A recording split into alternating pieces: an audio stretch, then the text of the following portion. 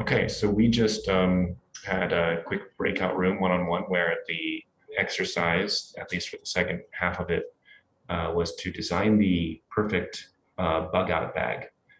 For those who don't know, a bug out bag is like a bag that you would prepare in advance, and then if some shit hits the fan with, I don't know, I suppose your country or your immediate surroundings, you could take that and like go somewhere, and you would have what you need. So like lighters, and maybe guns and stuff.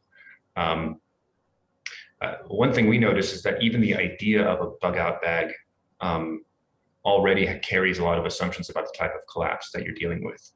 Um, I didn't realize that would be the case going into it. I want to get into questions pretty quick, but before I go, did anybody else maybe notice anything or want to share what happened in the breakout rooms? Well, Eric and I were together, and we both had. Well, he actually has a belt with stuff, and then I've bought a bunch of stuff, but I don't have it in a bag. And I spent more than $100 on it, but we both we both have put some thought and effort into it. Hey. And Gordon, you had something you wanted to say? Yeah. I mean, we started from the proposition, as you mentioned, about it's a question of what calamity are we preparing for? And to the extent that I've thought about this prior to now, it comes in the recognition that if there's such a calamity that I need to bug out, I'm not sure I actually want to survive it. And so why bother prepare for it? Wouldn't you want the option at that point rather than, right? It depends on what the calamity is, realistically, and I do see that the calamities that I would think would be survivable would probably not come with a moment's notice, but actually would be an ongoing degradation of the circumstances, which arguably we're seeing. But that's the frog in the boiling water, though, isn't it? You know, you never take action, right? Because you never realize it's that bad. It's gradual. Yeah, Susan. Yeah, so I of course work for FEMA, and I have to deal with people living in some extreme disasters. They've lost everything. So I have a kind of a different point of view than other people have on what you should take. And I told Gordon I would just take $100 worth of coffee, and I'd set up my little stand, and everybody could give me stuff, you know, and they would get my precious coffee. So, but seriously, one of the things that I think that people overlook is to put alfalfa seeds in their survival bag, because you can survive really well on just growing sprouts. And so everybody should have an airtight container of seeds that can sprout really quickly. And that will give you vitamin C, iron, and other stuff. And yeah, so I mean, everybody's got, you know, batteries, and everybody's got a solar charger, and every blah, blah, blah. But those are certain things that you just they're so worth the weight in your pack. Okay, so let's do about 10 minutes of questions, I think.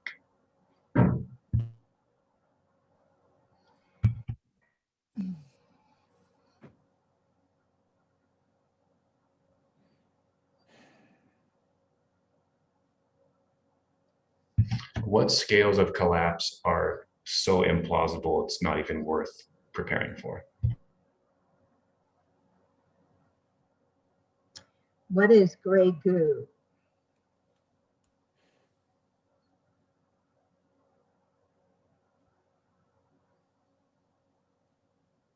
Will we see any first world nation people become refugees? Someone from France or Germany be a refugee? how many people here have read Octavia Butler's Parable of the Sower?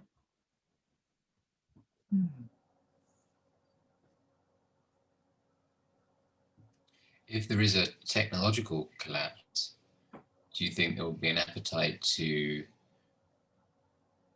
bring to life a technological civilization after that, or we will veer away from that?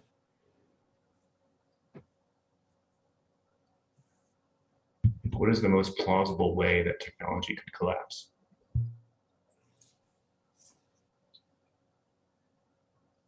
And technology collapse without the grid going down, something like that.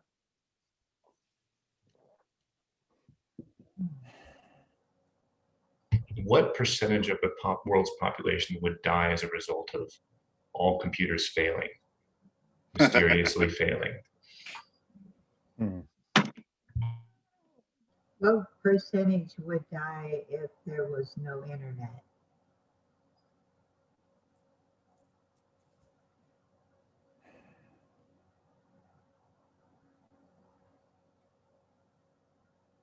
Is there anything more important than number of human lives affected by a calamity? Could a calamity's after effects be so fruitful that the calamity was worth it? Right, from what perspective too? Right. If there was a civilizational collapse, would we resort to cannibalism?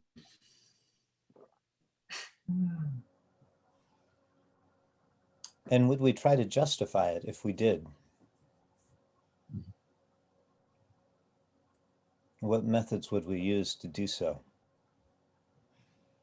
What tricks of mind would it take for any one of us to partake of the flesh of another human being? Would they have to be tricks?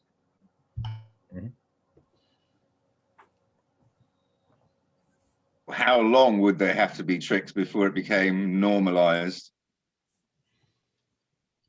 What's the Overton window for cannibalism? Would some people die rather than eat human flesh? Or how many people? Maybe what percentage of population? Something like this.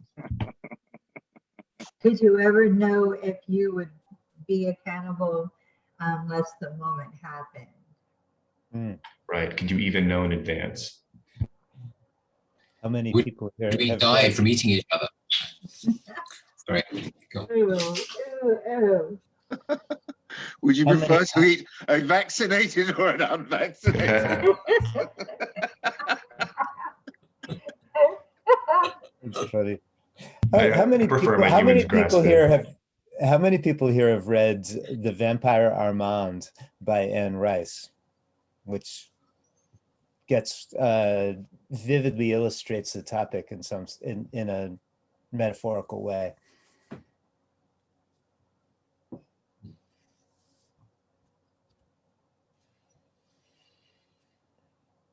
Where in our not value hierarchy? So pets, to what degree would we be protecting and prioritizing the survival of our pets? Oh.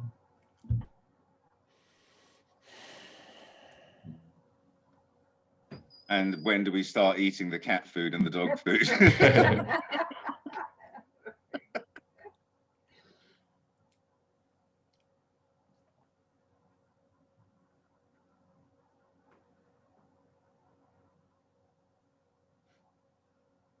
What moment have you been in the past where you were in a survival mode, where you broke down in the middle of a snowstorm on the side of a road with no provisions, or what conditions have you already experienced where you have a glimpse into what you would need in a survival mode? Yes, and what is your array of priorities at that point? You got the short term and long term. So what would that look like? Or what does it look like if you've been in those positions?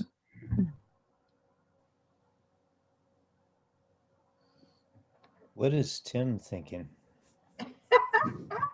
Trying to, where does this appetite comes from to desire a collapse? Where does this idea come from that someone would thrive in a collapse with their covert gear and their caches of food? Are things really so bad that that's what people hope for. Does it play into, rapture ideologies around, Is it not just a fundamental human trait to think about and prepare for worst case possibilities and scenarios? Yes, but why do we feel the need to romanticize? There is that. Why do we feel that need to romanticize it? And there's something kind of sexy about it. And do we realize what it actually looks like, right? You know, as opposed to the abstract idea. Do we fully appreciate what a collapse would actually be like? Is it akin to the excitement everyone felt on the eve of the First World War? When does a person come to desire their own personal crisis? You know, in what scenarios would you desire a personal crisis? Or probably you wouldn't wholly. So when does part of you start wanting and waiting and gunning for a collapse, a personal collapse, a personal crisis? Is what we are actually hoping for a collapse that then reverses itself, so we can, just so that we can see it, right? Do we just want a preview?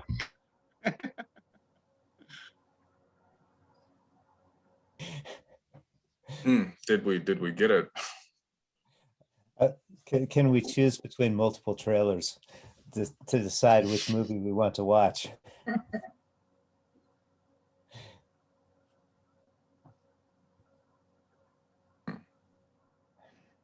And what book did you put in your survival bag?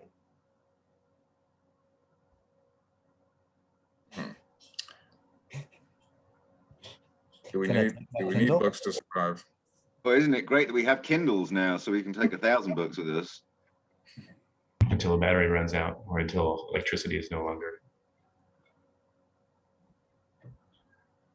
Well, we can maybe transition away from questions now, but go ahead, Gordon. Yeah, if biological life significantly reset back to cockroaches or something, would their descendants recognize and utilize the computer technology that we might leave behind? Yeah, and then I want to. A thought I've had as well is like, if that happens, then are we not living on in some way?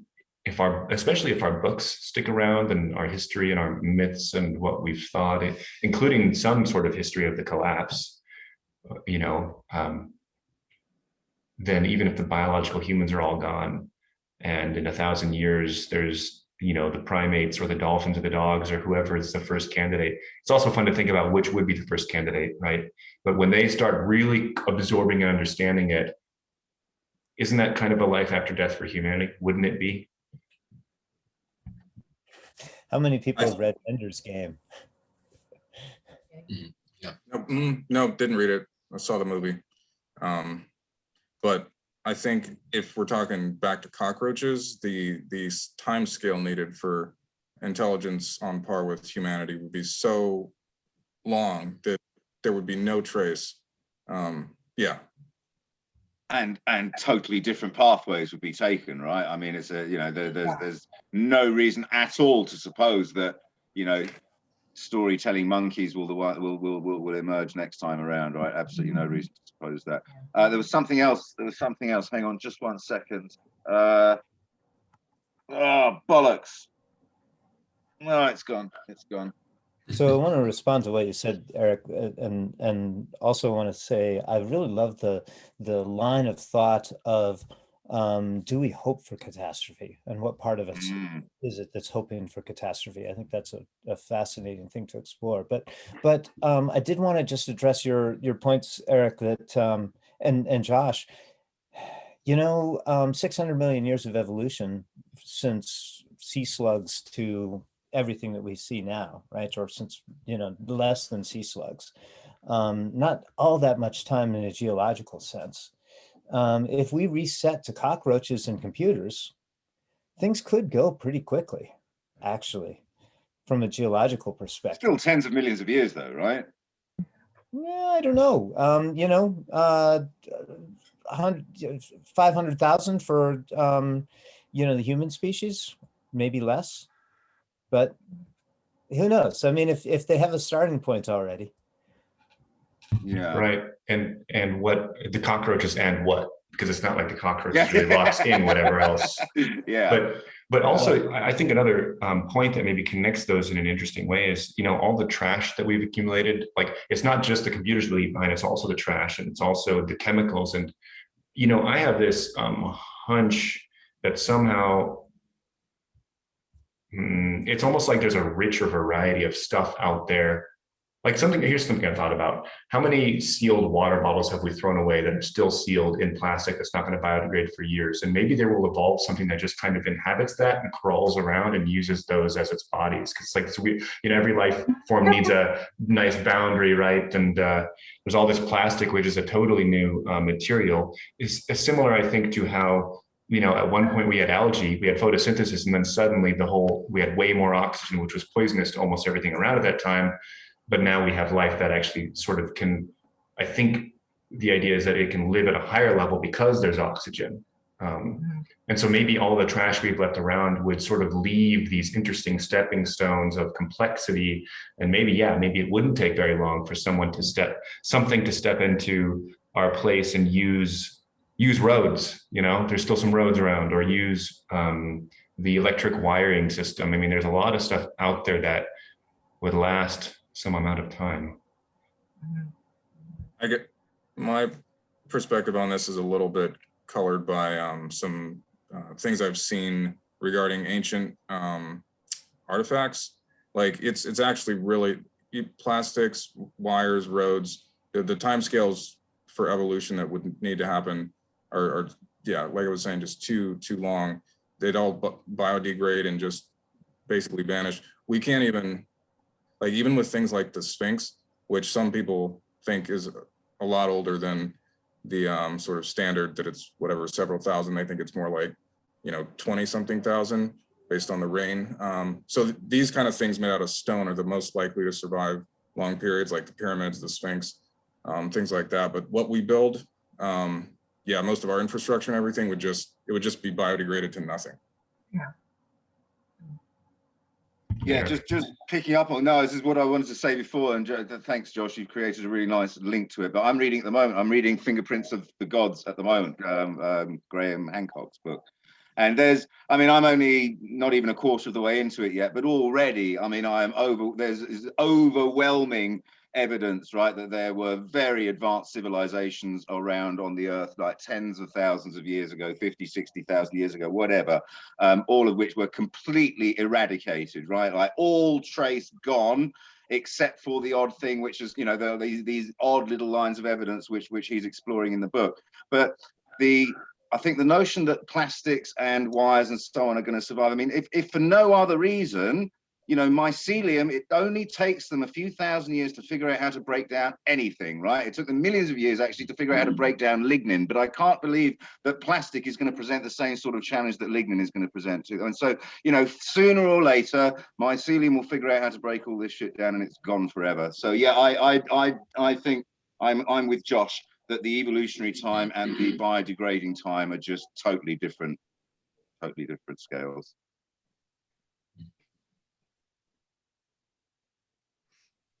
To kind of return to a question of why people hope for this, I think I hear some people talk about a sort of decadence, that we reached a breakdown in morals. Like they see what looks like a clown world and they're disgusted by the decadence of perhaps rich people or even ordinary people and their obsession perhaps with things like sex, or not sex, but degradation of their own spirit and the world around them. And they're just like so appalled at that they want to reset and go back to a sort of natural law that they will be uniquely prepared for.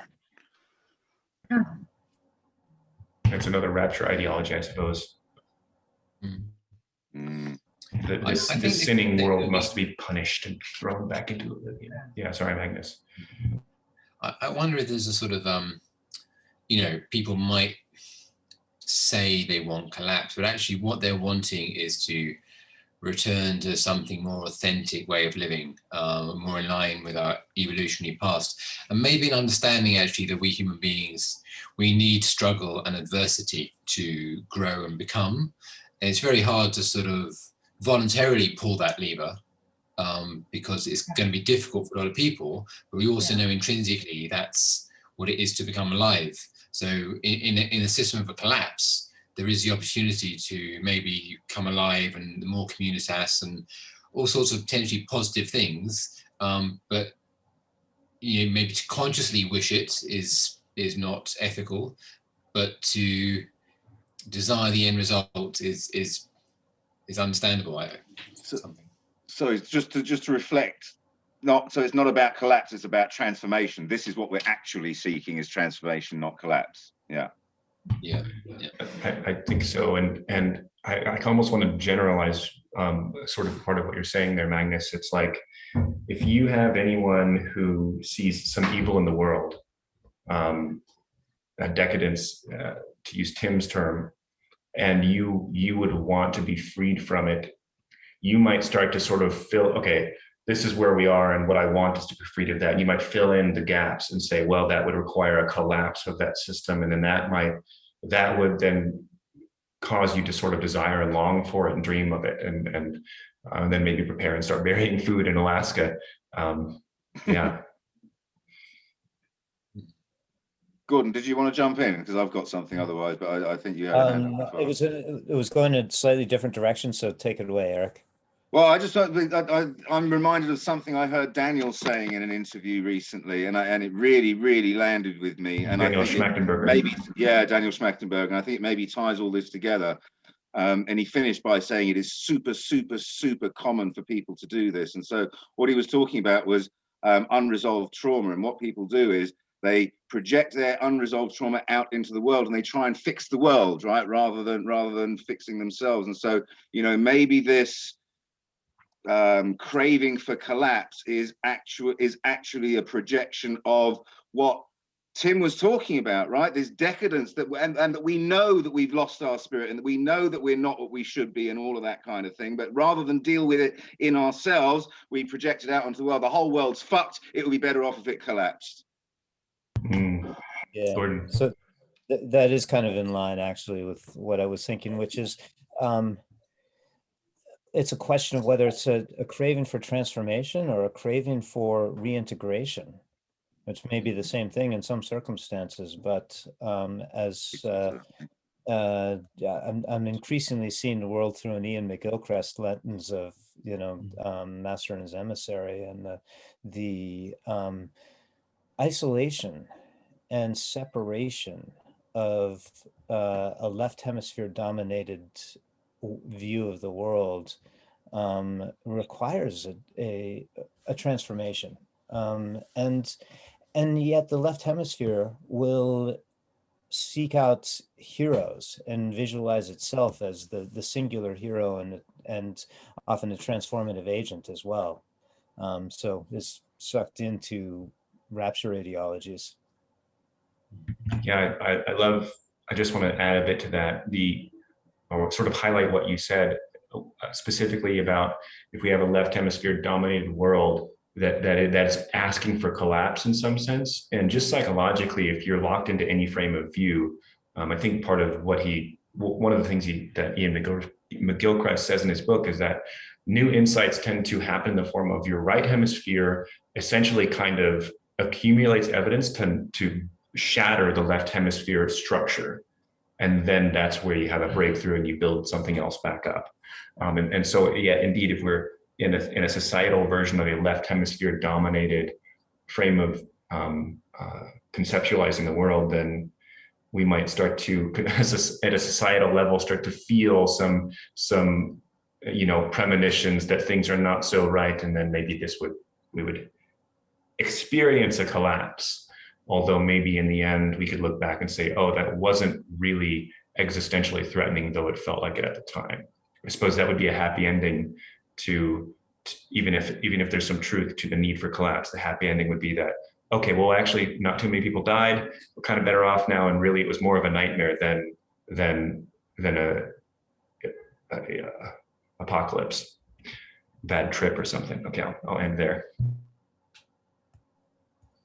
Yeah, I do like this idea of unresolved trauma, and in the sense that maybe in our culture we're asked to sort of, brave up, stiff upper lip, keep calm and carry on, even though you're kind of wounded and hurting inside. And after a while, this becomes almost untenable. There's a sort of need to just blow everything to bits in order to start to integrate and heal and get at that part of you that's been damaged and traumatized, and that is projected onto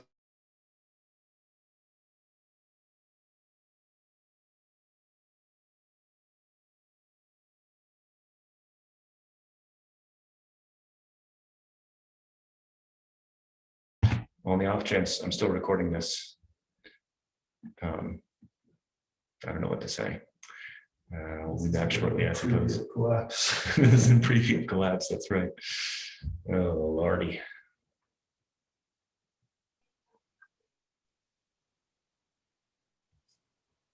Did you have something you wanted to say, Tim? I'm pretty sure you had a hand up before. Oh, yes. Well, something Gordon was saying about heroes made me think of the idea of heroic age. I don't know if there was a heroic age, and then that made me think of that guy that predicts that all generations have like cycles, and there is perhaps a hero generation. And we think sometimes of ourselves as a 7-mind super brain, where you go in and it's as if thoughts emerge, and they might as well be your thoughts to some degree. And you're talking about this group, like this now, group, yeah. But there might have, and of course, there's larger super brains, and I could see something happen where there's some calamity great enough to destabilize the political system, where we go from geriatrics, 80-year-olds running our countries, to like Alexander the Great's, 20-year-olds, 28-year-old that are fiercely intelligent, natural leaders, or develop leadership skills to whatever degree, and they reinvigorate our societies for better or worse. I think I'm going to side with the geriatrics these days, but yeah, it's a tricky one, isn't it? So let me throw this is going to take us off maybe in a slightly different direction, but I think it's a really, really interesting notion, this idea that on some level we want the collapse, right? That it's sexy and exciting and we want it. But what if it's not rooted in that, or at least not for everyone? What about for those people for whom they have no wish for the collapse, but based on rational evaluation of the reality of the situation, that it looks unavoidable, right? And therefore one is best off preparing oneself for it, right? Like simple, straightforward rationale. What do we think of it on that level? Well, my impression is that, just to state it for the benefit of the recording, I think most of us have some version of that conviction. I think, except for Tim. I don't think Tim's quite sold on the idea that we're necessarily headed for a collapse. Yeah, I don't have much of a point there, but just to sort of well, speak not necessarily indefinitely, right? It's a question of weighting. To what degree do we weight this as likely in our own evaluation of what's going on in the world, right? I mean, I don't think it's a certainty, right? I mean, I think rating anything as a certainty is foolhardy until after it's happened, really. But right. I personally give it a high degree of probability. But time scale then becomes the question: what are we talking? A month, a year, 10 years, 100 years? Then that's really the question, isn't it? You go ahead, Tim, and then I have a structure suggestion. You guys know I think I've laid it out a couple times, but I think we'll live in a world where it's like gradually we'll cure cancer, poverty will be reduced asymptotically, people will be more wealthy, that the problems we'll be squabbling about like very seriously and angrily is whether we should be vegetarians. We'll be as fiercely devoted to those arguments, but there'll be such peaks of like morals. So we'll always feel tension and as if our society is decaying, even as we build, continue in a golden age. Yeah, Magnus, go ahead. I was going to say, I mean, historically speaking, all civilizations collapse, and so chances are ours will as well. The only difference being we're a globalized civilization, so that really does there's a whole new terrain. On the flip side, I mean, the timing is the problem. And I've already sort of semi-prepared for a collapse back in the early 2000s, reading about peak oil, that kind of stuff, buying bicycles and wind-up torches and that sort of thing, and buying lots of gold. And I was completely wrong.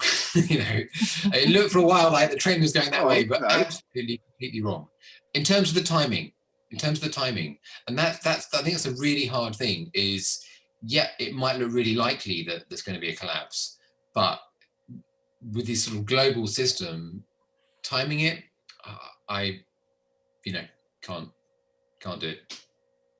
So why don't we do like a glass bead game of sorts, and we could just go through and sort of speak to, maybe what we could say is like, what do you see as the most likely timescale of some kind of collapse? If you see some kind of collapse happening, and what does the collapse look, or what do you know about it? So maybe in a way we could sort of not so much make it an inquiry, but what would you actually sort of claim or predict? What's a claim that you would stake? So yeah, I think we'll just start that. Tim, can I borrow your phone?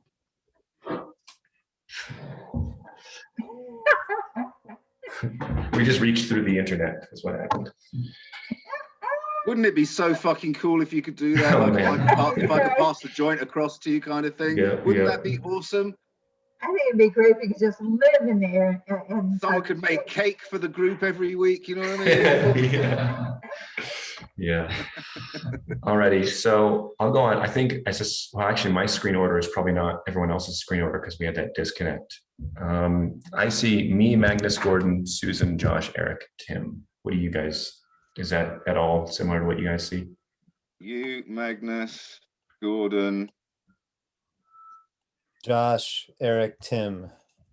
That's what I see. That's basically what I see now. Okay. Tim, and Susan last. Yeah, is that right? I don't see Susan last. I see Gordon, Susan, Josh.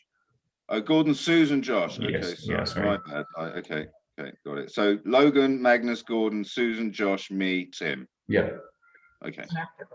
Alrighty, now I'll just do my regular. Oh, that's hard to see, isn't it? Okay, I'll hold it close. I'm gonna need a couple more minutes to get my nephew situated, but so you can, I guess, Okay.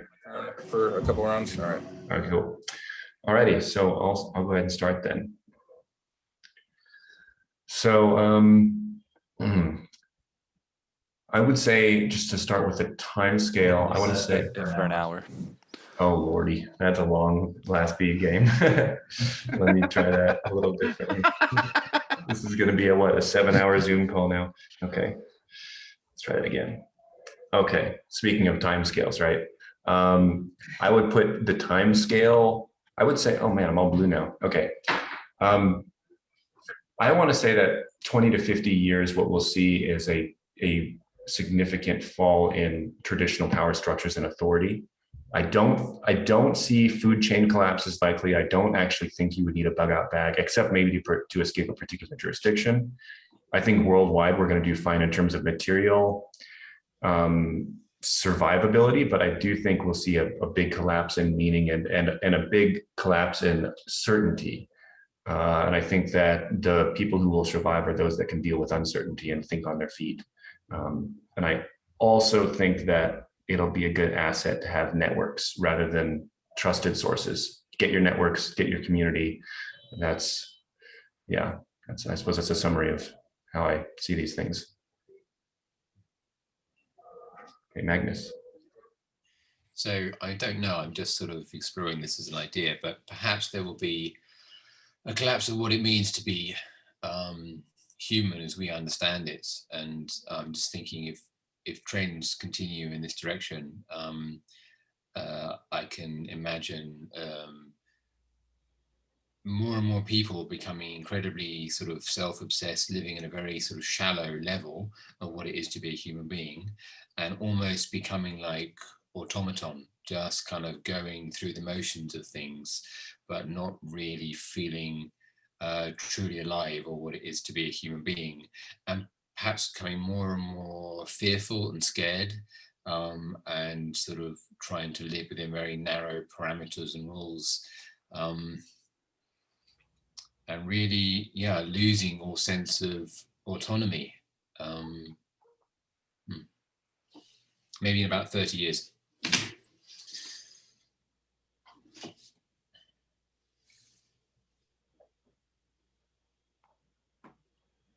Okay. So I think that not a prediction so much, but I think the most salient risk is the ongoing consolidation of power as measured in dollars or Bitcoin or whatever currency of choice might be. I mean, all currencies obviously being a surrogate for ability to exert your agency on the world.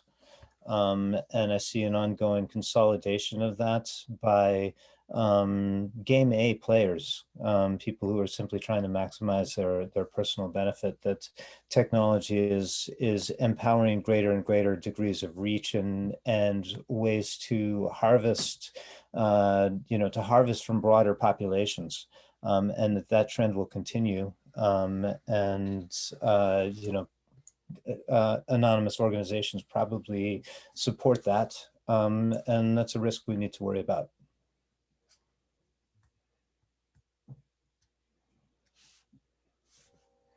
So after 12 years of living and working at disasters, I have seen people that prepare and people that don't prepare. And I can tell you that preparing is definitely um, puts you in a better situation when you're in a disaster situation. But the most important problem, in my opinion, is overpopulation. I think overpopulation is, I think without humans on the earth, we would not even be looking at these apocalyptic futures at all. So I think the less humans there are, the less likelihood there is of any of this coming about. And that's why population seems to be the primary thing for me. We'll go ahead and skip Josh. So Eric, you're muted. Yeah, I'm going to pick up on a couple of things that a couple of other people have already said. The certainty thing, I think that's right. We're going to suffer a loss of certainty, or that's the direction in which we're headed. My fear is that we're headed towards a profoundly totalitarian future. That's my biggest fear. That's the nature of collapse, I fear. So collapse of freedom, collapse of individual liberty, collapse of freedom of movement, all of this kind of thing. And I think that the lack of certainty is exactly how they're going to do it, right? As uncertainty increases, don't worry. All you have to do is sign up to this and everything will be okay. You can have your certainty and security back. The consolidation of money is done, right? The money is already in a tiny few hands. And so the consolidation now is around power. And so, yeah, that's where I see the shrinkage.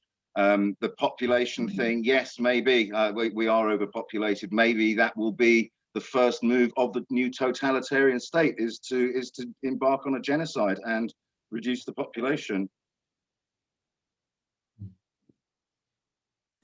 Yeah, some kind of tension between a move towards totalitarianism, especially as we move towards what Yuval Noah Harari calls, he seems to think that there will be many people that are absolutely useless, that they won't have the necessary skills to do some minimum level of competence. They couldn't hold a McDonald's job, but they'll need to be fed, they'll demand to be fed, but there's nothing that they can do to add value. And so the government will notice that there's this growing population of useless people that perhaps they could still vote, perhaps, so are useful to a politician in that way, while you have the most hyper competent people building systems that are counter to that lets them escape paying for the lives of the masses, perhaps even without violence. Just they'll be so sophisticated that they'll escape to their islands that they build in the middle of the ocean or in space.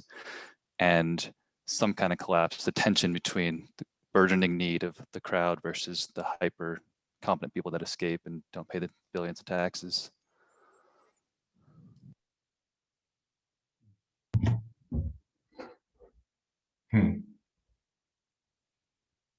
We can take a break, quick bio break.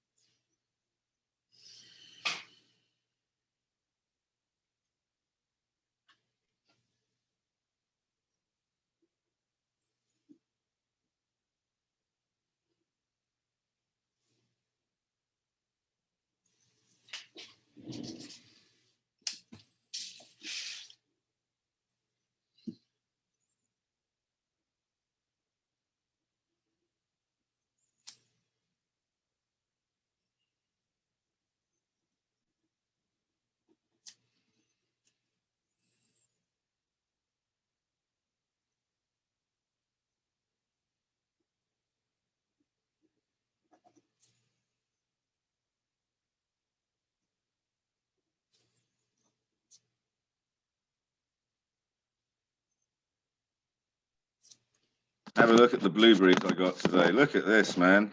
I was just gonna ask about that. Nice. Are you growing those, or did you gather them somewhere else? Yeah. They came off my bushes this morning. I went out and picked them this morning. What a Wow. crop, right? I mean, that's only, this is just what was ripe, right? There's still a whole bunch more on there to come. But there's like, I don't know, a pound and a half of blueberries here, something like that. Very happy.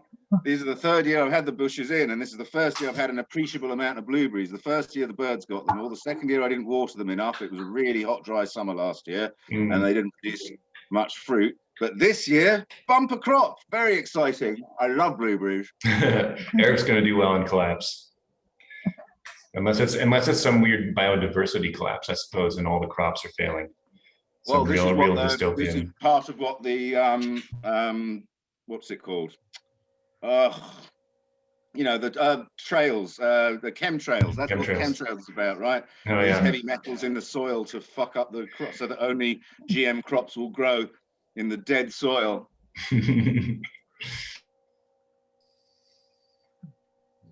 And so Monsanto owns the world's food production, you know? I trust Monsanto. They can run the world, sure. Why wouldn't you? Yeah. Right up there with Pfizer. Yeah. So how is it that Monsanto's got everybody else, involved in the work that needs to be done to distribute all those chemicals? Well, they've done it under guises, right? You know, apparently the chemtrails is about global dimming. It's about reflecting sunlight. Is apparently what it's about. Huh. No one denies that it's going on anymore. It's no longer a conspiracy theory, right? No one denies that it's being done. I don't know. The only that. argument about now is why. The chemtrails. Yeah. That for me, that is still in the folder of conspiracy theories that I guess, what would I be labeling that folder? Conspiracy theories I have no reason to believe yet. Yeah, same here.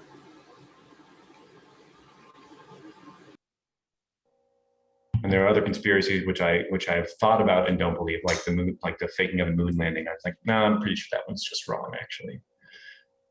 But I also I'm fully on board with the whole idea that conspiracies do happen, and that sometimes conspiracy theories turn out to be true. I mean, the thing is, everyone should know that by now. It's the post-Snowden era. I mean, how is it that people still laugh at the whole concept of conspiracy theories when, when Snowden revealed secrets on this order and the government still considers it an enemy? I mean, that's shouldn't we all be a little bit conspiracy theorists?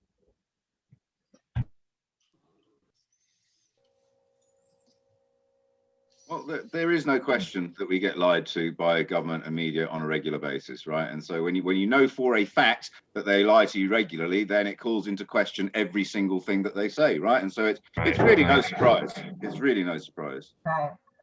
I think the issue is who is the they that's doing the lying, right? And I have no quarrel with the recognition that, say, pharmaceutical companies don't necessarily have our best interests at heart. They're just pursuing money, and they'll sell OxyContin if it makes profits, regardless of the consequences, because of the systemic incentives, not because of any kind of conspiracy, any kind of organization that is able to actually get its shit together well enough to, plan for and execute on their plan for world domination. So they lose me completely with the idea that there is a consolidated they that's executing this thing. Yeah, I would agree with that completely. That's also where I draw the line with conspiracy theories. Maybe a question that we could ask related to that, but that could also sort of bring us back to the sort of the prompt from earlier would be, so we've been talking about collapse as sort of what will it look like in the heart of it, or with in retrospect. But maybe we could start talking about what are the ways in which we maybe are sort of tiptoeing towards collapse today, or alternatively, connecting more to what you were saying, Gordon, how do the incentives that we have today put us in a position where we're flirting with collapse more than is preferable? Susan. Well, so I mean, it's just really obvious that we're building cities, we're laying down concrete and asphalt, and what happens is that the water has nowhere to go, and then you have a situation where you have severe flooding, and it was because nobody has that perspective, that Olympian perspective of just exactly what is going to happen when you cover all this area in roads and in houses and everything, and the water can't go anywhere.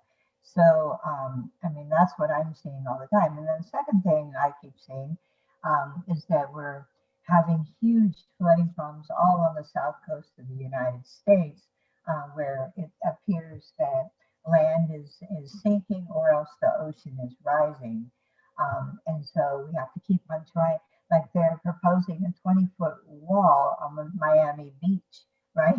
That's going to ruin tourism.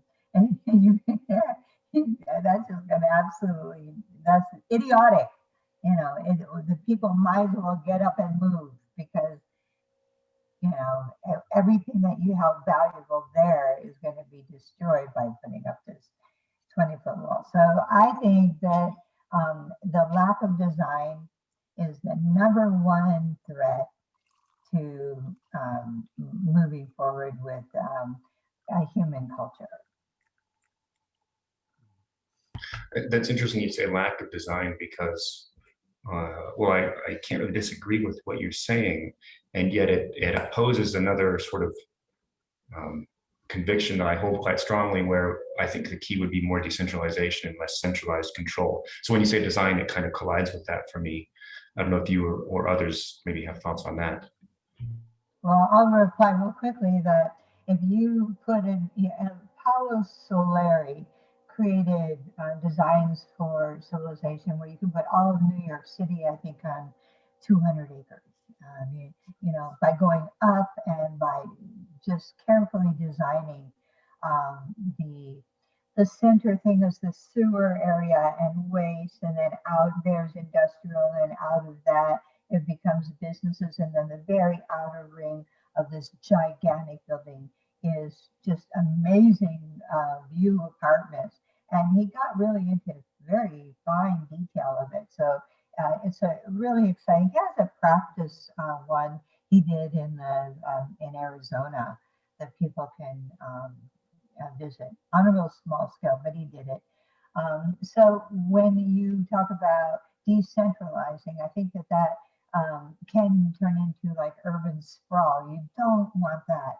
You absolutely don't want that. It's better to condense everybody into these centralized, very carefully designed structures, so that the majority of the rest of the territory is all left wild or tailored to recreation and enjoyment, but done in such a way that you're not just strip mall after roads and free, just what we're doing with the urban sprawl and with lack of design.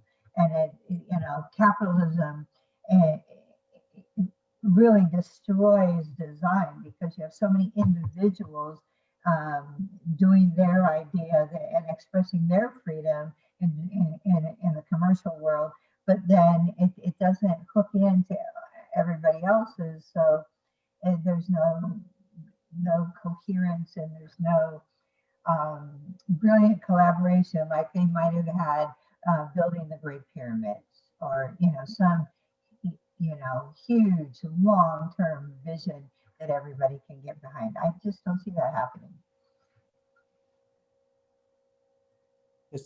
Susan, I'm not sure you, I think you illustrated a point that Logan was bringing up, or what I understood, in that, a number of us have expressed fears of that consolidation of agency and consolidation of decision making, that by definition it's authoritarian.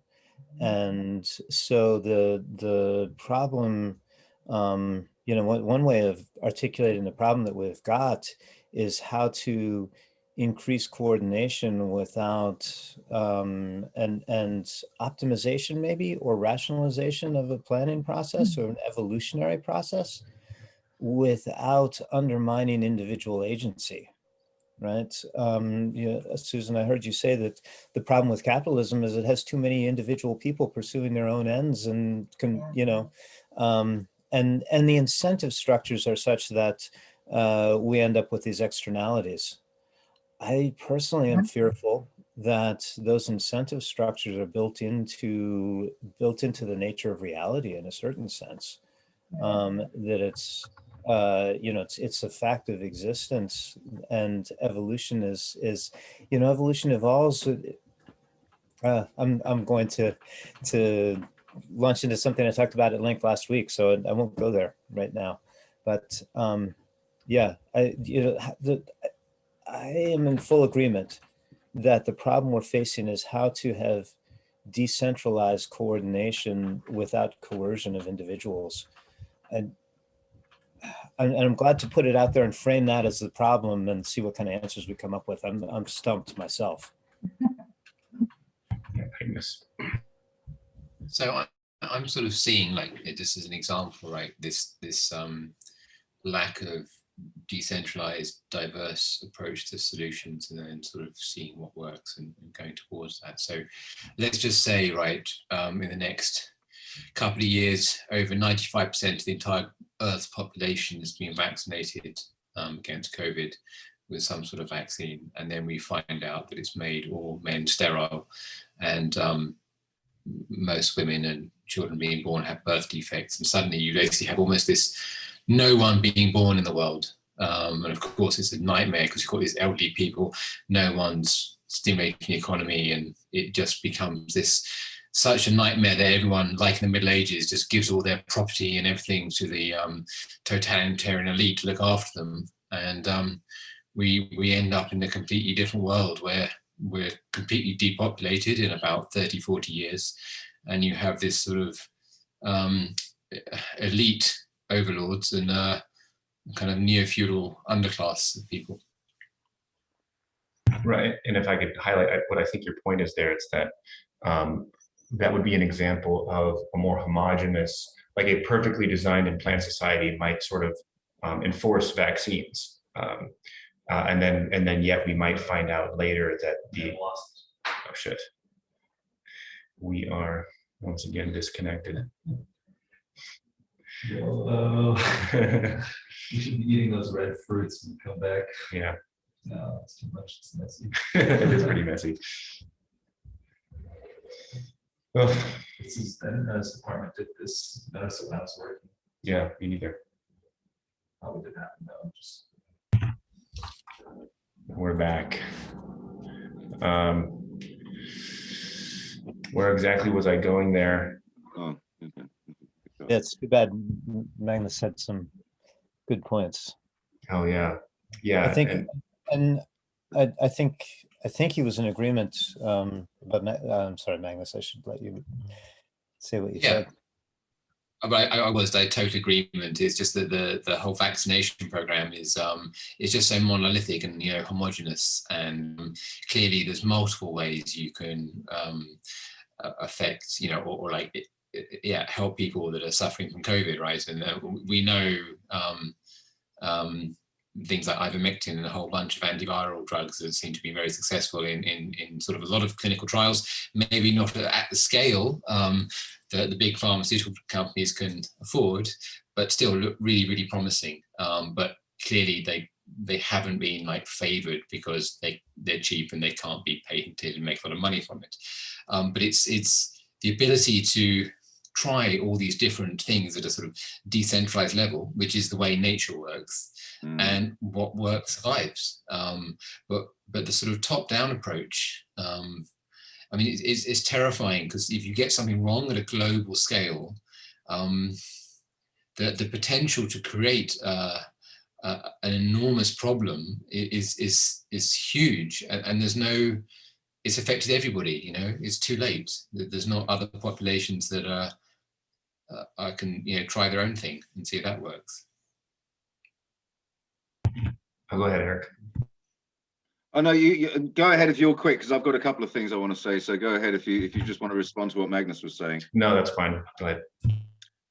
Yeah, so yeah, I mean, and just really quickly on the ivermectin. I mean, ivermectin's got 40 years of safety record, right? You know, billions and billions and billions of doses administered. So you can actually try it with very, very little concern of downside, right? Even without having too much confidence in its efficacy, it's worth a go because there's very little downside, right? But anyway, going back to what Gordon was saying, I completely agree with your framing, but that's nothing new, right? This is the social contract. To what degree does the individual give up their freedoms in order to be part of a cohesive collective, right? I mean, it's an ancient negotiation, and no wonder it hurts your head, right? Because there is, you know, for thousands of years we haven't come up with an answer to it, right? It's an ongoing negotiation. But just again coming back, because for me the biggest danger to, or the biggest impetus for collapse is the lack of cohesion in the population, right? And you know, I know we've sort of moved away from conspiracy theories, but I think they have a very, very real role to play in undermining people's faith in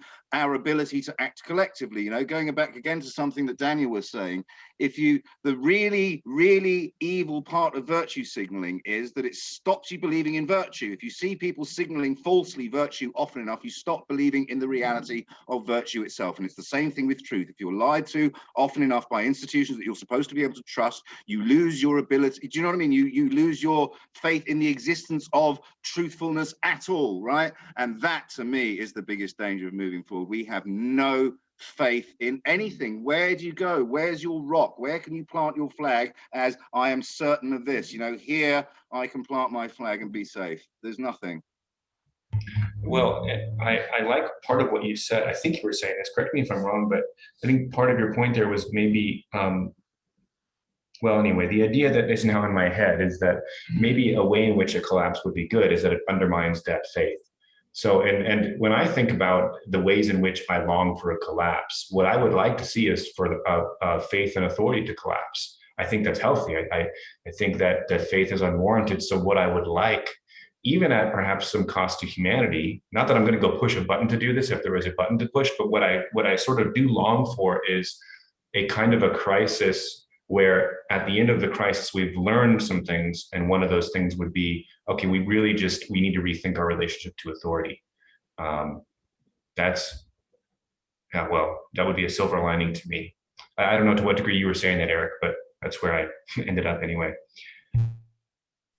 But, you know, I mean, benevolent dictatorship is probably the best possible leadership. What keeps it benevolent, though? That's the question. That's the $1 million question. But definitely, you know, the human family is, for the most part, designed around benevolent dictatorship. And, these days, I'm coming back to maybe the principle that I see it reflected or promulgated in the Buddhist thought that, you know, this is samsara. It's supposed to hurt. It is fucked up. That's just the way it is. It's not it's not a bug. It's a feature. That's the reality that we live in as conscious sentient beings. And in terms of the question of how do we propagate, like how do we conduct the experiments to discover the ways to have the right collective intelligence, collective coordination without too much concentration of power or, you know, authority, etc. It occurs to me that actually maybe evolution is conducting that experiment and that investigation. We just happen to be part of it on a relative, you know, with our perception on a relatively small time scale. We're just seeing, you know, one of the proof of concepts or prototypes playing out and discovering what's going to happen. Part of, you know, with any sort of system, there's trade-offs. So this system that Logan dreams about would be a nightmare for someone that loves wearing masks and likes the authority and likes to read the New York Times, for instance. you know, what this is both a nightmare scenario and a very good scenario. It's like some kind of global structure that gives you the peace of something like the United States or the UK or some sort of first world nation where you can be relatively, you can feel relatively safe and think that contracts will be enforced. Maybe not to the level of enforcing contracts, but like the United States, have enough variation in terms of states. It's like, okay, I want a kind of more anarchistic life, so I'll go to Iowa, whereas someone is like, well, I want a place where we'll be very much in step with the CDC. And so I'll go to a restaurant and everyone will be, you know what, restaurants aren't even open. That's the kind of world I want to live in. We're so incredibly safe. So I'll move to Arkansas where they have that, you know, but then again, I don't know how a global structure could really enforce and then have different municipalities of, you know, such different, you know, maybe it's a pipe dream. I mean, just to speak to my hope would be that what breaks is the thing that stops that from happening. So the assumption is that there's something stopping that from happening. And my hope would be that that structure of enforcement would break and that we would see a flowering of, you know, all these different multi-jurisdictions. That would indeed be my dream. Eric? Yeah, but the authority is only one side of it, right? In order for authority to be effective, we have to acquiesce to it, and that's really what it comes down to, right? Is our acquiescence. Right. Which brings me back to hope, maybe again, of maybe after a crisis, people will have learned lessons that can help lead to the world that I would like to live in. You know, one where authority is a bit more suspect. Authority has to be earned a bit more. Yeah, there needs to be legitimate authority, right? And the absence of authority is not the way. It's a transparently legitimate authority is what we're after somehow. Yeah. Logan, how could we get to that outcome? Given you may quibble with this assertion, but I do think that people in the face of crisis will always tend to grasp for simpler solutions. That, you know, when urgency strikes, when complexity strikes, we look for the simpler things, and certainly command and control systems are simple and simple solutions. I mean, one of the things we're seeing is people, you know, Eric, you were talking about people's faith in everything being undermined, except for the, you know, people who are falling for the conspiracy theories or falling for the evangelical religions, who are, you know, putting their faith in particular interpretations of the Bible or other things. I mean, it's a common failure mode of human beings to grasp at perceived certainty, and even when it doesn't fit with a rational review or rational analysis. Right. Well, you know, this book, The Sovereign Individual, we brought it up a couple of times. One of the ways in which I think it refined my worldview. Before I read that book, I was something close to an anarchist. And after I read it, what I realized is that you're never going to get to a place where there are no jurisdictions and there are no taxes. What we could instead expect, right, is rather that these huge jurisdictions kind of fracture into smaller jurisdictions. And so you're always going to have a local warlord, if you want to use negative language, but you can have a monopoly on force, and then you're going to pay taxes, and maybe they also fix the roads. And so how do we get there? I just think the bigger systems will stop working, especially as cryptocurrency, you know, makes its impact into the way the finance system works. I don't know if that really answers your question, but that's what came up anyway. Well, I guess another point there is that authority, and this is sort of what Eric was saying too, and I think you were pointing to it with like what you were talking about with failure modes. We will always, authority is a useful concept. It's not a junk concept that we've outgrown.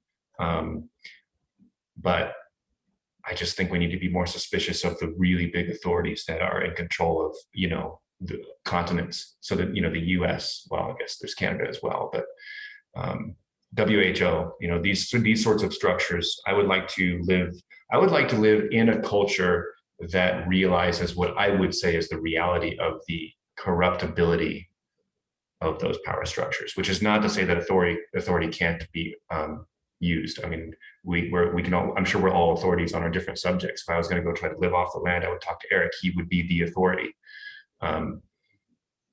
Yeah. But we want a WHO, right? It's not to say that we trash the we want a WHO, but what we want is a WHO that is transparent and trustworthy, right? And that you can figure, you know, everything that they do is wide open, and you know exactly where the money's coming from and what their agendas are, and blah blah blah blah blah blah blah. And you know, so you want these global or national or whatever, you know, that take the wide view, and you need to be able to trust them. So yeah, it's that notion of legitimacy. How do you accomplish that in a sustainable way that is actually open to scrutiny, revision, and isn't an ivory tower, right? How do you do that? I don't know, but that seems to me to be the. I saw it. Go ahead, Josh. Yeah, you know, I kind of wrestle with this in my head, but yeah, some way to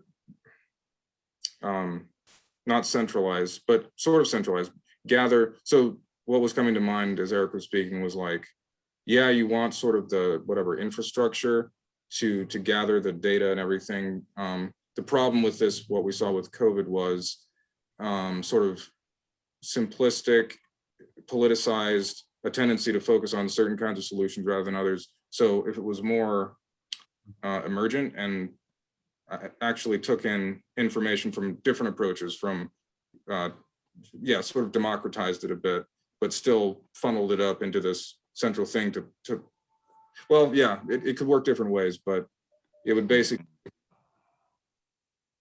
keep the same function as the WHO, but it would be more transparent and less centralized. Yeah. Go ahead, Gordon. Then I have a thought. You're muted. It's a larger thought, so if you have something quick, go ahead. No, mine's large as well. I only have big thoughts in this big brain, so. My thought's bigger than yours. Yeah, you go ahead. Mine's way more important. Well, we'll both flop them out, and everybody can react. Yeah.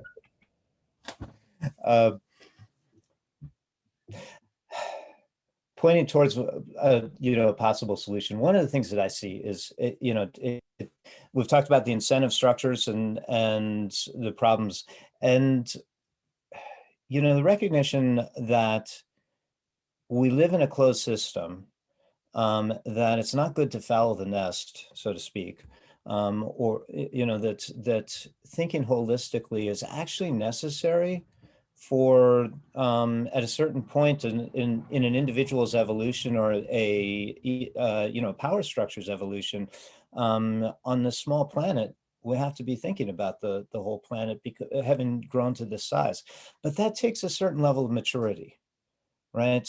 People aren't born with that. Many people don't even achieve that in 60, 70, 80 years on this planet, you know, as individuals. Some people get there a little bit faster, but you know, the Alexander the Greats and so forth, the 20-year-olds haven't had a lot of time to get to that level of perspective. I do think it takes some life experience to do it, but maybe there's a way to help that evolve, a way to have a greater percentage of the population having a perspective of the whole, of being able to react within the whole. And you know, it seems unevenly distributed, but Logan, I've heard you talking about, in fact, at times, you know, worrying less about your own self individually, because you're participating in something much bigger and you're making your contribution to it, and so on. I'm paraphrasing somewhat, but you know, I think that you know, as long as World Health Organization or Microsoft or you know, you name it, the Russian hacking system,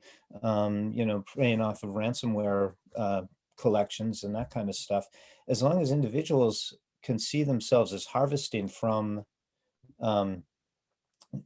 other people, essentially, rather than working within a system, we're subject to the problems of this concentration of power. And so over to you, Logan. Yeah, well, there's a really interesting connection to cancer there, because a cancer cell is when a cell decides, we could loosely say decides that it's going to prioritize its own growth and replication above that of the system.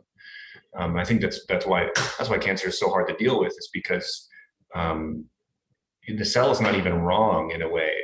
We can't say the cell is wrong to do that. All we can say is it's gone rogue.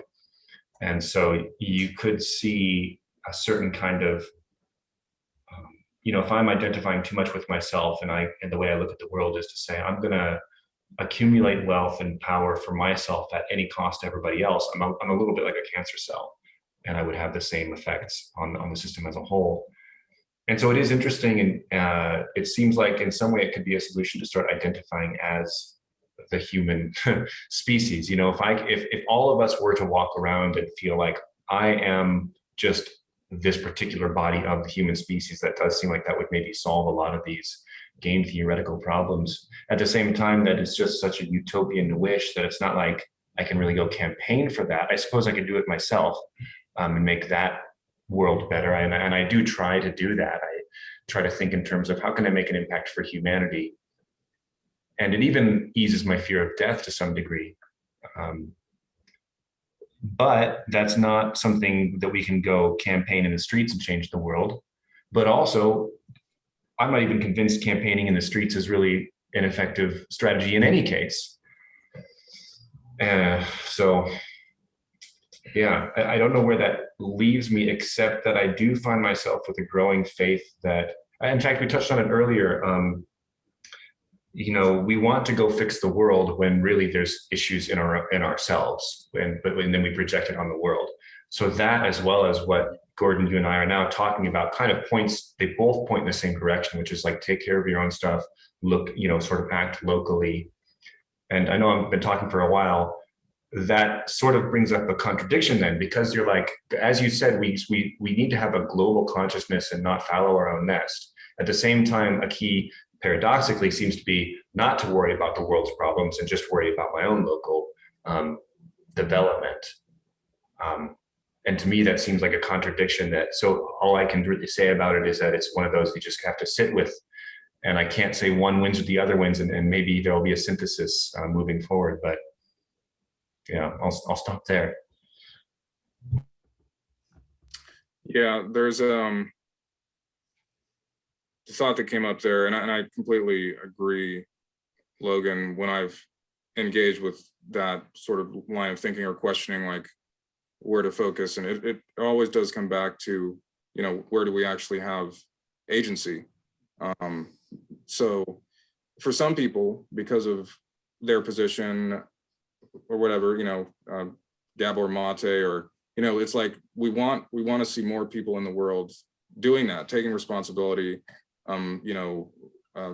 integrating shadow and all those things, practicing good collective intelligence and so forth. And some people have a megaphone or position where they can spread the message. So that's within their agency. Great. If we want to increase our agency in a certain area, Daniel Schmachtenberger talks about this too, like different ways to kind of figure out for ourselves what we're called to do, where we have agency, and how we can like help out. And yeah, I'm still kind of figuring out that for myself, but in general, that seems to be the right kind of line of thought, at least for me. Figuring out what exactly?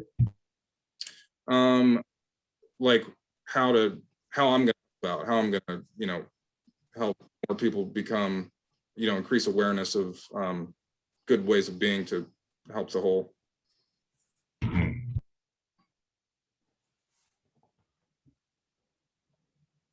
Hey, Eric. Yeah, just before I do, Tim, you had your hand up a minute ago. Have you sort of moved on from it, or did you have something? Oh yeah, well, it's all fragmented now, so please go ahead.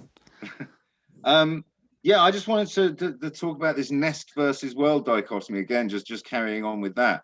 What do you focus on? Do you focus on the world, or do you focus on your nest? And I don't think they're mutually exclusive, right? I mean, I think this is a spectrum, right? And one can move. My point Sorry, is the world is our nest, and fouling the globe is pumping pollution out thinking that there's no way that we can throw things into. So sorry to interrupt, but Yeah, no, it's fine. That's fine. dichotomy from That's my pretty much the perspective. line I was going to go on. Is it's expanding your sphere of, I don't know what the right Sure. word is, compassion, something like that, empathy, whatever, something like that, right? You know, so it's not just you and your family and your pets and your garden, but you know, but expanding that as far as you Yeah, can. yeah. So yeah, so it's definitely one of those both and things. Go ahead, Tim. You know, I wonder, like, I love the idea of free markets, as if they could solve all problems. But, you know, I'm not so naive to, or I'm not sure about this. I'm stuck on this point. It's like, do we need superstructures like governments to solve for climate change and, you know, preventing people from polluting rivers and stuff like that? Do you need a superstructure like that? You know, I'm of course skeptical that it's a competent enough structure to do something like that. You know, it's like global warming. Will that be solved by like multiple treaties? I forget what the Paris Climate Accord, you know, the next version of that to be even more severe and strict and so on until we solve, or will it be solved by an entrepreneur who figures out a product that people want to use? So it's like people aren't forced to pay additional taxes and observe new laws. They sort of want to do something. Their electric cars are just so much funner that everyone ends up owning an electric car. Will that be the solution? You know, is that the only possible solution? Yeah. Or just to wrap it up, like, what's interesting about global consciousness and owning something the rest of humanity is that seems to reliably fail. Like communism seems to reliably fail. The most beautiful versions, articulations of that seem to fail. Whereas when we build systems that account for or account for our selfish, more negative behaviors, somehow that creates like immense wealth and happiness. So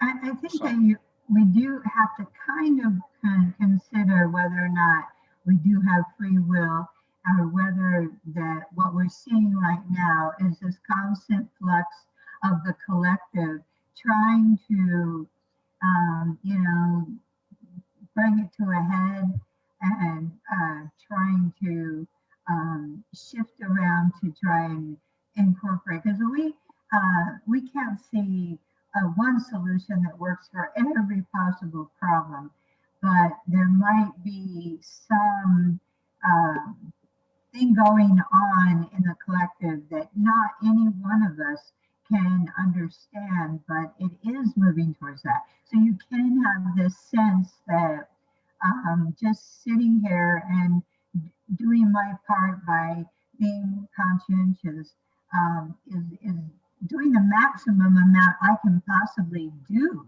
to solve all of these problems.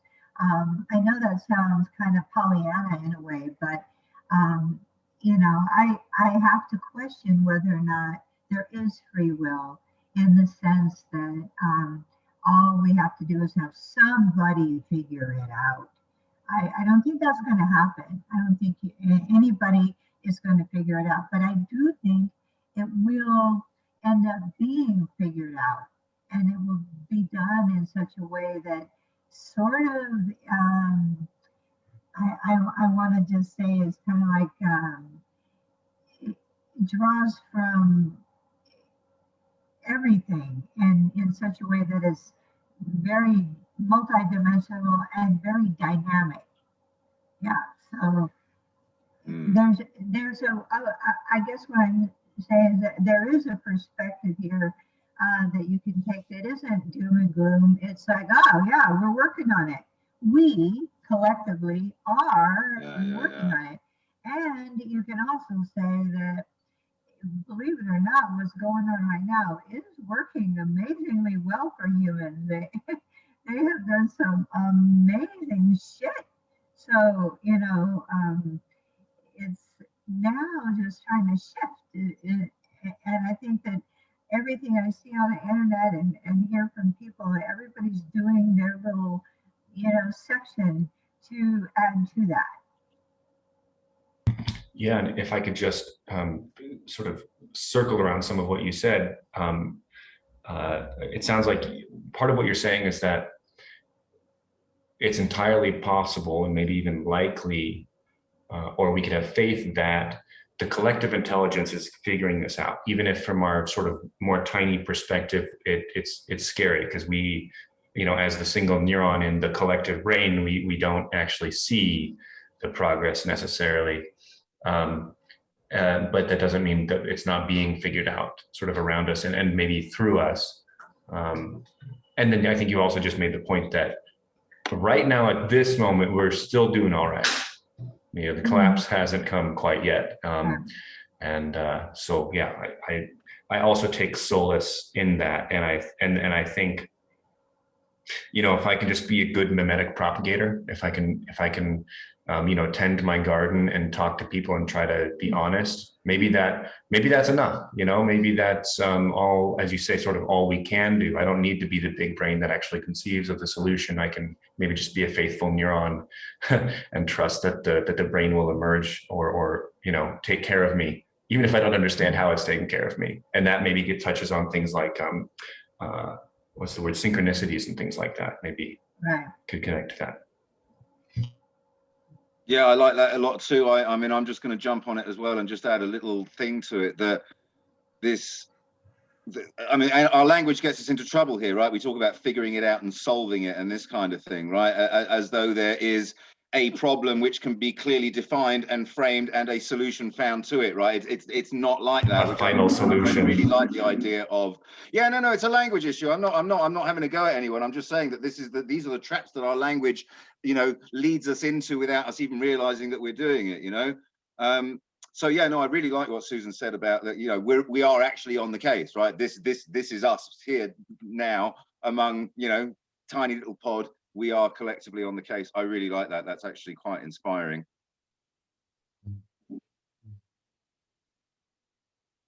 That might be a good place to end. Oh, go ahead, Josh. Trouble with the mute button. Yeah, I just wanted to build on that a little bit. Again, with our agency and our sort of sphere of influence is what we can actually influence, and it also makes sense to try to be as well informed and holistic in our understanding of what the situation is. Like things come to mind when people point to the real advances that we've made, all the stats around coming out of poverty and less death and disease and all those things. The flip side, at the same time, it's like there's accumulation of wealth and power, and some areas are really being treated in ways that we don't really want. If we pay attention to them, we can't ignore those things, right? So there's like indigenous people who are being crowded off their land for gas pipelines or whatever, or just regular human habitation. So just the more that we can acknowledge and be aware of all the the holistic picture of what's going on, the benefits and the negatives, and then in our communication with others, that'll spread that understanding, and then the solutions or the ideas that people have about how to conduct themselves will be more holistic and therefore better. Yeah, and another thing I'll throw on there, I think you were sort of implying it at the end, is it reminds me of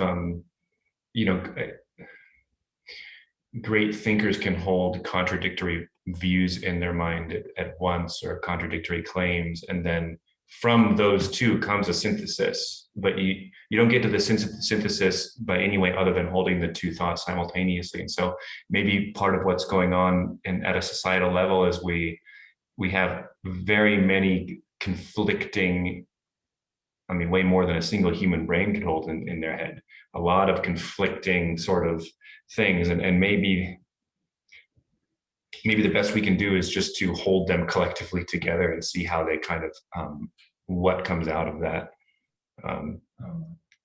Oh, shit.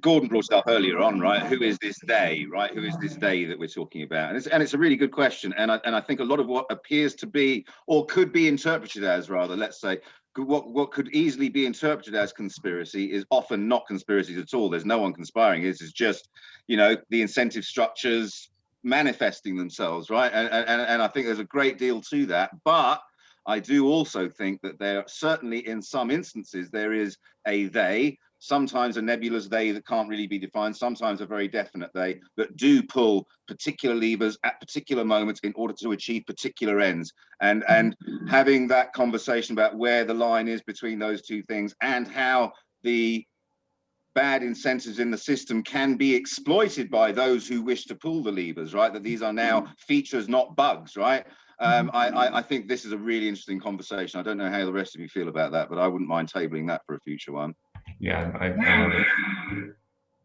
think conspiracies would be a great topic for next week. Yeah, I'm on board. cool.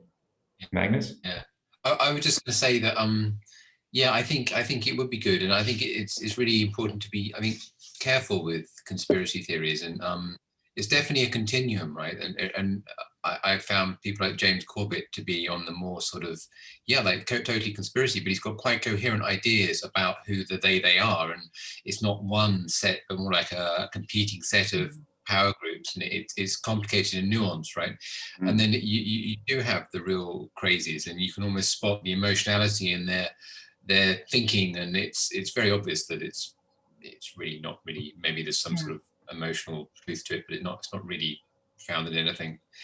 The other thing I wanted to just maybe wrap up with is something sort of like maybe or including in sort of going on from what Gordon has said about you know, a lot of the suffering and the problems in the world is a feature, not a bug. You know, it's something inherent to this realm, and I think that's interesting. I think we have these conversations, and yet we don't really know what it means to be a human being. It's very hard to see ourselves as a species sort of evolving over hundreds of thousands of years. And, you know, there's maybe I'm thinking of Chris Bache's ideas of this sort of collective human consciousness that's evolving and sort of purifying itself through suffering and then becoming more aware. And it's this sort of collective human soul that's growing and developing. And this what we're going through is wonderful. It's an evolution. However painful it is to us as individuals, it's wonderful. So, yeah, and yeah, no. I would just love to add to that, and it touches on this idea that, you know, we could be neurons in a super brain. This brain has never come together before. Like, unlike our brains, it's been iterated upon through evolution, and we have a brain that's put together. It's quite an engineering miracle. Even without understanding it, we can look inside and we see that there's parts of specialization. Whereas this is sort of a first. You know, we are on this cutting edge of how to become a super brain. And an interesting thing to sort of think about, a way that the metaphor breaks down in sort of an interesting way, is that with a brain and neurons really just have pretty much a single dimensional threshold value. They're either firing or they're not, or they're sort of about to fire. But it's like a scalar, if that. It's just a one dimension, whereas a single human brain can have multiple thoughts and memes and actually hold that all in one brain. So now we're building a brain where I'm a neuron in the sense that I'm one piece and we're all sort of a similarly constructed piece, but I'm much more than a neuron because I can have complex thoughts and memes. And I mean, wow, what a frontier. What an honor to be a part of that as well. And it's scary as well, because it's the first time. So, geez, how's this going to go? Okay, well, maybe we could end it here. Any closing thoughts? Cool. All righty.